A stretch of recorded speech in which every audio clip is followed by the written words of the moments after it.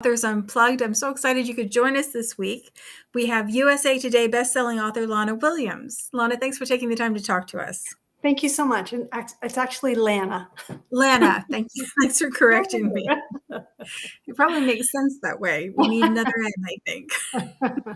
There's lots of other Lanas that say it the other way, so I get that a lot. So we're actually talking on your release day. This will air on Friday, but we're actually talking on your actual release day. And the book that came out this week is A Kiss for the Marquess, or Kiss from the Marquess, right. Which is the second book in the Duke's Lost Treasure series. Right. These can you tell us a little bit about it? Absolutely. The book is about the second daughter. The series features three sisters whose father died in a tragic treasure hunting accident while digging for buried treasure on Oak Island up in Nova Scotia. Mm-hmm. And so the three sisters are basically orphans now. So they travel to London, pack up everything, travel to London to meet with their estranged grandfather, who happens to be a duke. And they come to live with him, and it takes a little bit of time to get him to come around.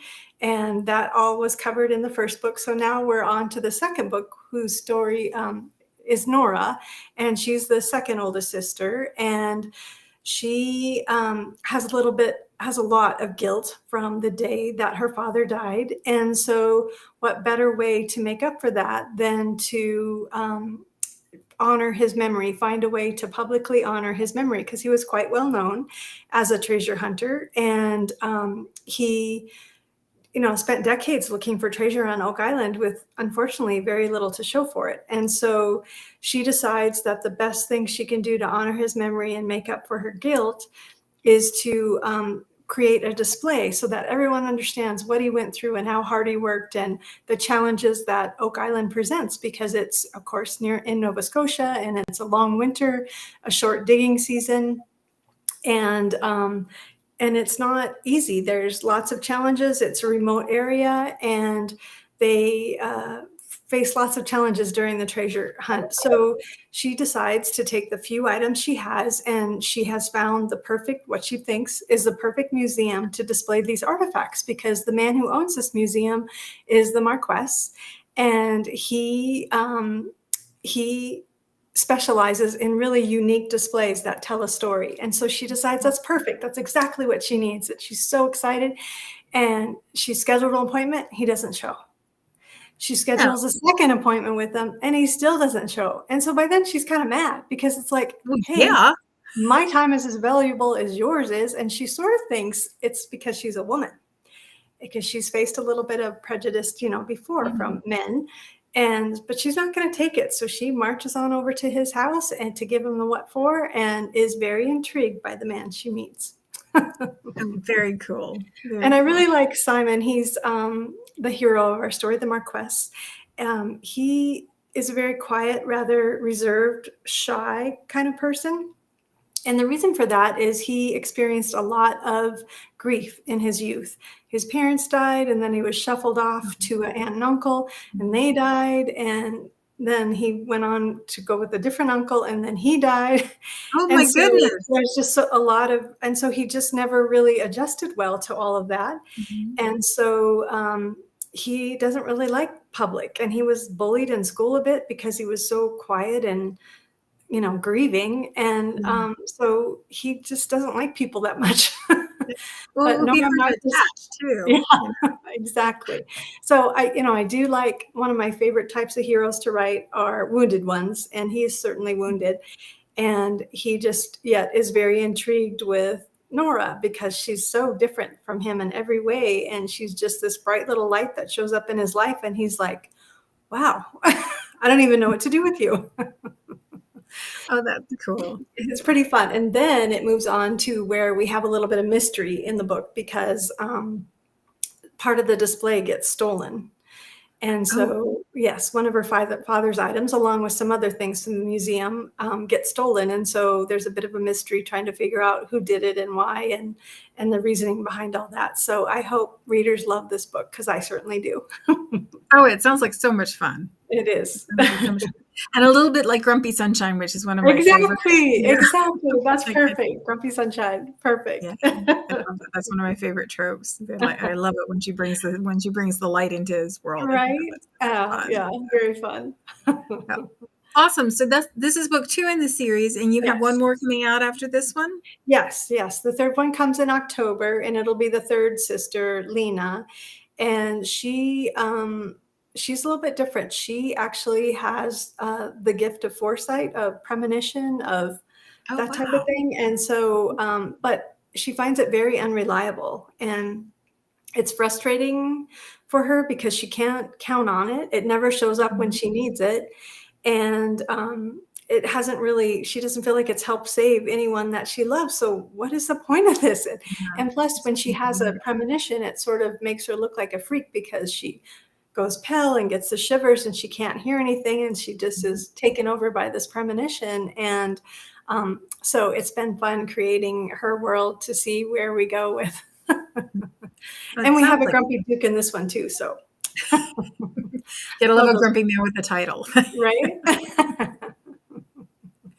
So you mentioned that the girl's father died on Oak Island.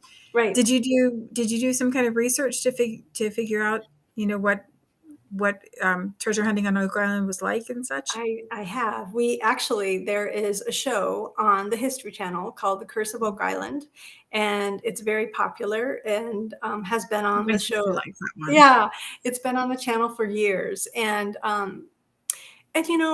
on the one hand, they don't really ever find too much, and they haven't really found the money pit. And so, in a way, that made writing the series a challenge because it's like, they didn't find anything. What is there to Mhm. say? But there is, because there's still a story there and there's still people that have been trying to find things. There's something that happened there on the island. And so it's been very fascinating watching that show. And then, of course, doing some additional research to really pin down the details of what happened and when and the timeline. And I mean, they've been digging on that island since back in the 1840s. Oh, wow. So yeah, You yeah. didn't think there would be anything left. I know, right? Well, the problem is that supposedly there's many different theories, but some think it's Captain Kidd's treasure and that he created this money pit, they call it, and it's over 100 feet deep on this island, and that they put the treasure there, but they put it in like basically sort of the old-fashioned version of concrete. And they also created a series of flood tunnels so that if anyone was digging there that didn't know what they were doing because they weren't in on the Mhm. secret, then the flood tunnels would completely, fill the tunnel and shaft. And so you would never get to the treasure. And so, there's lots of challenges for sure on the island. But it all started back in the 1800s, and a young man who lived in that area on a neighboring island saw lights at night on the island, and there's nobody who'd lived there at the time. Oh, And so he's like, what the heck? And so he goes and gets some buddies. I mean, it's the best kind of story, right? Mhm. Goes and gets his buddies. Let's go find this treasure. Let's go see what those lights are about. And so they paddle over there, their rowboat, and start looking around. And the lights are still kind of an odd thing that they haven't solved over there. No Some say way. there's more to it. I know, right? Some say there's more to it than some other people. But anyway, and so they found strange markings on a tree and all these weird things and a depression in the ground. So they started digging and but the challenge is that a lot of people have dug over the years and there's Mhm. lots of different shafts and they've sort of lost where the money pit is. And that happened even in the late 1800s when my book is set. And so it sounds like, well, you just go dig where the shaft is, where the clues Yeah. are. Well, there's shafts everywhere.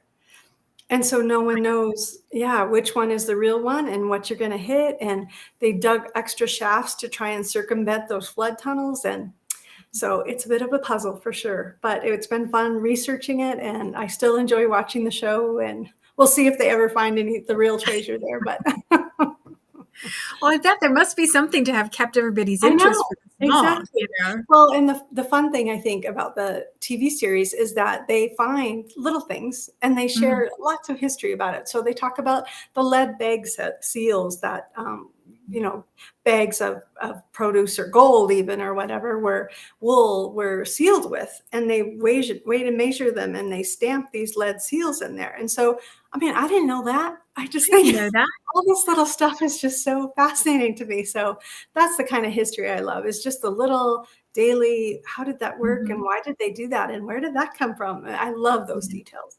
Yeah, like the things you wouldn't think to ask about because you wouldn't Yeah, know. So exactly, exactly. So it's been such a fun series to write. So I hope readers enjoy it.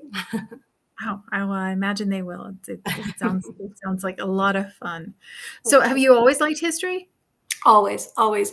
I grew up in the Black Hills of South Dakota, and for anyone not Oh, familiar with that wow. area, yeah, it's where Mount Rushmore is, and Mhm. Deadwood, and Wild Bill Hickok, and there's so much to do there. But there is just so much history there. I mean, lots of Native Americans in the area, and I took this awesome. I mean, I've always loved history, and so has my family, but especially when we're surrounded by it. I mean, our family has Mhm. lived on that ranch for over a century, and so to have all that history in the area of, Mhm. General Custer went through there while looking for gold, and the Indians have been there for so long. And there's the Deadwood, of course, is just crazy with Mhm. everything that happened there, and Calamity Jane and Wild Bill Hickok, and Oh my all those goodness. fun, bigger than life characters, that Mhm. you saw in the series if you watch that one. But so that probably started my love of history, and I just love learning something new every day. And so I do try to put something new and different in each of my books so that readers can learn something that they didn't know before. Because that's one of the things I love about historical romance, especially. Yeah. And the I escape. love People that love the too. escape. Yeah. Yeah, I love the escape too, but I also love it when I can trust an author to have done the research so that when they say something, I know that it's so. It's one of the things I love Right. particularly about Dragonblade books because you can read Absolutely. them and you can like really sink into it and learn Yes. things that you didn't know before. Yes. So I Love think it. that's Love super it. fun. Have you ever thought about writing a Western or a historical Western?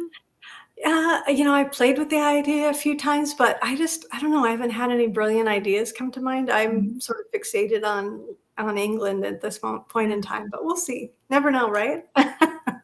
So what drew you to the period that you write in? What is the thing that um, drew you to it so most? I have probably I don't know, probably 2/3 of my books are set in Victorian London. I really like that era because there's so much change going on and so many Mhm. new things, and science is taking, a forefront, and making lots of progress, and the medical world is changing, and so many inventions that came along that affected people's daily lives, whether it was a sewing machine or the flushing toilet, or Yeah. all those kind of things. So I really find that interesting. And I think that, the dichotomy between the rich and the poor in that era is also very interesting, and, unfortunately not in a great way. But, and then the Victorians were very fascinated with mysteries and murder, and Mhm. I mean, that type of thing. And, the dead. And, and so that's kind of, I like that aspect a little bit too. I just Mhm. think it's very intriguing. Then I also have a Regency era series, and then a couple medieval series. So I Mhm. don't know, I should stop and count, but I think it's like book 36 or Oh my 36. goodness. Everybody always asks how many books, and I'm like, I know, well, I have the same problem too. I'm thinking, like, one day I should actually bother to stop and count and go, "Oh, right? yes." And then I just go, "I think it's, like, about this Yeah, many." yeah. Let me do the math. Yeah, And it's somebody so asked funny. me Yeah. somebody asked me, "Well, what's the name of the book you published?" And I said, "Well, yeah, which one?" My latest is but that's a good problem to have, right? It is, and I always think it's not because they don't matter, because they Right, matter immensely when you're writing them, but it absolutely. almost as soon as you send them out into the world, then they become somebody else's because Right, there's an experience between the reader and the book that doesn't have anything to do with the author anymore. That's, exactly. Yeah, that's a exactly. new That's so thing. true. Yeah. Well, we were kind of joking before we started, but it's just kind of funny because people will comment about certain characters or something, or a plot twist in previous books, and I'm like, Are you sure that's my book? What are you talking about?" It takes a while to remember. Mhm. Oh, yes. Okay. Because that was quite a few books ago. And each book you write, you kind of dive into that world a bit. Yeah. And if the characters aren't the same, you've moved on, sadly. So you talked about writing in different time periods. Are there certain things you do to help get yourself into the mindset to be able to write in that time period, or do you move from one to the other rather than back and forth? Um, it's been some of both, I guess, as I have, gone forward. And I I like all three of those worlds really well. Mhm. And so a little bit of research and boy, I'm right back in it. And um, I love watching the History Channel on TV. There's one series called Going Medieval, and the guy is just Oh, cool. fascinating. And yeah, it's just wonderful. I'm sure Catherine has seen it, but he's just all about the way they did things and the why behind it. Mhm. And so, you watch a few shows that kind of go with your era and you're like right back in there in a heartbeat just because you Yeah. have a love and, for that time period. So that's research is always the answer. Anytime I'm stuck in my plot, research is always a great. Is there a way that you keep yourself from getting lost in the research? Because I know that Oh, that can sometimes be a problem, it go look up is. one thing and end up gone for half a day. Right, exactly. I have kind of gotten to the point where I set a timer because I do have a word count I set each day Mhm. and try and hit. Determined to hit. So yeah, even with it's no different than somebody popping on Facebook and scrolling Mhm. and getting lost in the moment. You sort of have to watch those things and stay on track. And how interesting, what about this headline and that headline, and and before you know it, yeah, 2 hours has passed and your deadline is still looming. So I do sometimes set a set a limit as to how much I can start reading, because it's too easy to go down that rabbit hole. That makes perfect sense. So you Yeah. talked about having a word count goal every day. Do you write in an office? Is there some place particularly you like to write? Are there rituals you have? Coffee, Um, tea? I have an office, but I do like to move around the house a little bit. So I have a Mhm. laptop and I love writing outside if the weather permits. Like, it's been pretty nice now. And if I can find a good shady spot, man, I'm all about sitting outside. It's just lovely. We have a great backyard with lots of birds and it's fairly Oh, quiet. nice. And yeah, yeah. So love that. I like writing in my bedroom. It's very, peaceful up here in the bedroom. And then my office is great too. So I just move around the house wherever the mood takes me and where I can find a quiet spot, because my husband's retired, so he's home all day with me, and we have a couple dogs, and so there's always something going on. The neighbors ringing the doorbell, and so it's the quiet part. The interruptions are a little hard to manage, but Mhm. no matter where I am in the house. But I do like to move around. I feel like it keeps things fresh a little bit. Mhm. I like to use like focus music from Oh, YouTube okay. or whatever. Yeah, Mhm. some ambient kind of thing, and lots of great soundtracks. Whether it's depending on the scene you're writing, whether it's Lord of the Rings stuff, or I Mhm. like Harry Potter. I like the Harry Potter soundtrack a lot too, and just anything to kind of help zone you into the moment is truly Mhm. helpful. Let's see, I definitely coffee in the morning first thing, although I like tea mid morning. That's my mid morning break.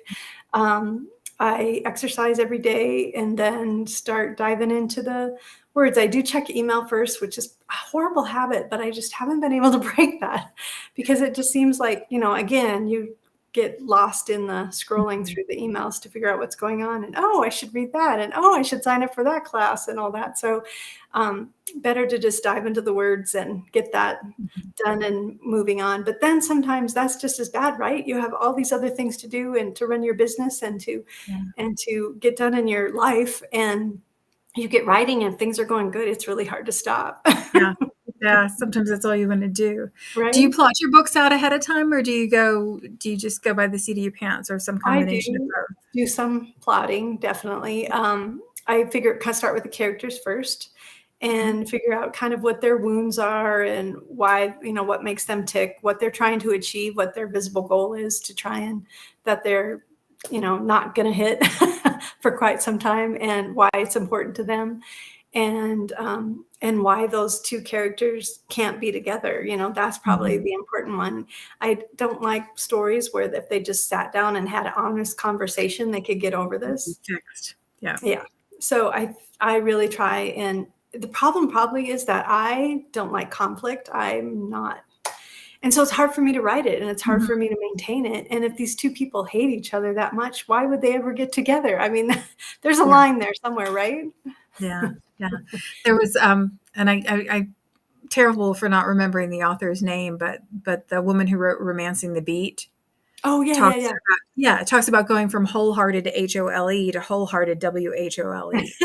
That made perfect sense to me because Right. it's like, everybody has these spaces that are not quite Yeah, resolved, and you have to figure exactly. out what the part is that you have to move through to get Right. from wholehearted to wholehearted. Exactly. Yeah, they've lost some capacity, in their Mhm. past. Some event or series of events has Mhm. caused them to lose the capacity to trust or to love or to believe in their self-worth or Yeah. whatever. So figuring that out first is vital for me to, move the plot forward. And then after that, kind of the plot starts to come of its own. And I do try and hit like the main tent poles of the story, so I have a basic idea of where I'm going. I write much faster if I know have a clue. I mean, I have done pantsing in the past and am not really a fan because it's just a struggle to think, oh gosh, what is going to happen next? Where am I going with this? And I don't like that at all. But I mean, for me, writing is very much like driving at night. You can have your headlights on, but you can only see Mhm. so far ahead. So even though I might have that tent pole, if I write too much detail, then I go off track, and for some reason, the characters aren't going where they're supposed to be going. So too much plotting maybe doesn't work for me, but I need some basics in place to keep me moving forward quicker. I love that analogy though, that you can drive across the country, Yeah, at night exactly. and just see as far ahead of you as your headlights go, and Yeah, you can still get there. Yeah, that right. was that's a great Probably analogy. the hardest part of the book is the middle, as it is for many Mhm. authors. But once I get past the, midpoint where some major crisis has happened, and then you sort of get into that lull and you're like, what even is happening? And why am I writing this story? And what was I thinking? Why did I think I could do this? And then when finally you come out of those weeds, you're just like going, oh, I see it now. I got it. I think I can do this. Do you have trouble going when you get to that point? Like when you get to the point where you know how the story ends, where you can see the whole thing? Do you have trouble No, pushing through, or I'm just are you no, I'm excited about so that part? excited. Yeah, I'm so excited at that point that it comes in a rush, and I'm typing as fast as I can. In fact, sometimes I dictate at that point because Mhm. I just want to get the stuff down so quick um, that so I can be done. Yeah, that's kind of an Because amazing feeling. yeah, because the next book, I'm already plotting the next book and thinking about that. And so that idea is already pulling at me. And so it's like, oh, I cannot start that until I finish this. And so that's kind of my carrot to keep me moving forward. Do you go through any kind of cycle with the book, the love-hate kind of thing, where in the Oh, beginning it's like absolutely. it's everything, and then by the middle you're Yes. like, "Why in the world did I ever think Yes. I could possibly do Absolutely. this?" That's such a good point. Cycle. Yeah. There's like daily. It doesn't change no matter how many I books you know. have out. It It's doesn't. It you have to kind of doesn't. Yeah. remind yourself. All right. Yeah. I'm so excited when I first start the book. I think I know where it's going. It's going to be so good. Mhm. And then you get, 4 or 5 chapters in, you're like, wait, what? Mhm. Yeah.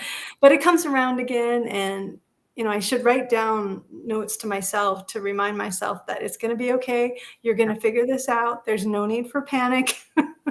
And you're gonna feel like this every time. Yes, exactly. That's a good reminder. And I always think, oh my gosh, this book is the worst. I just shouldn't have This done is this. the one where they'll find out that I'm a fraud. This is the Exactly. book. This You book got it. right now. It's absolutely. They'll see that I'm not a real writer after all. Oh, it's It's such crazy. a it can be such a lonely thing to do, to like sink into your head and sink into your characters and write. Do you have a community, an online community, Yes. or Yes. a community of writers that you can lean on? Absolutely. I have several friends in town in the same city that I live in Colorado Oh, Springs. And yeah, and so we write, but I mean, we don't, I guess, we probably only see each other once a quarter, especially after the pandemic hit. But we do text every day and we do sprints together, and, we keep each other accountable and we share goals so that we know what we're supposed to be doing. And heck, if I'm going to ever tell Michelle that I didn't hit my word count today, so I better get busy. And it's great to have somebody to just say, oh, this is not going well. and to brainstorm with a little bit. And yeah, it's fabulous. So I'm so grateful for my tribe and couldn't do it without them. So it's very special. I'm very lucky that way. That makes sense. So what's coming up next for you? Wow, that is a good question. So the book I'm finishing right now is the third book in the Duke's Lost Treasure series that comes out in October. And so I have actually an idea for a historical mystery that I really want to try. Yeah, that I'm very, very intrigued by, and I've been sitting on for well over a year, but doing bits of research here and there, and I think it's time. I do think it's time. Cool. So yeah, and I always like putting a bit of mystery and intrigue in my stories. So hopefully it won't be too much of a stretch, but getting all the clues in place is concerning. And as always, the research, it's like, oh my gosh, it'd be so much easier if I just lived there, but I don't. So there you go. I can't move to Victorian. Yeah. I can't move to Victorian London, so I'm out of luck, I guess.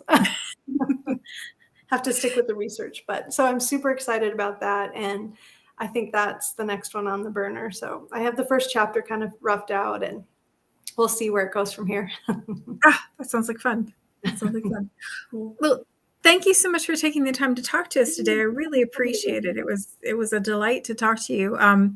We have I think the next big thing that we have from Dragonblade, aside from the original releases, or from the individual releases, is the Get Your Duke On collection. So if you haven't had a chance to get it yet, everybody should grab their copy of the Get Your Duke On collection. Absolutely. Those collections are the best. Such a good way to find new authors. Yes. Love them. Absolutely. And I will pop the link to A Kiss from the Marquess in the chat. So if you haven't gotten it yet, you should get it now. You always want to get your Dragonblade books pre-order or release. That's absolutely the very best deal. Or you can read free and Kindle Unlimited. I know I myself am doing a lot of that right now because with things tightening up, it makes it an even better deal to be able to just read as much as you want. But definitely. Thanks so much for talking to us today. I really appreciate it. And for everybody watching, we'll see you same time next week. Great. Thanks so much. Bye. Bye.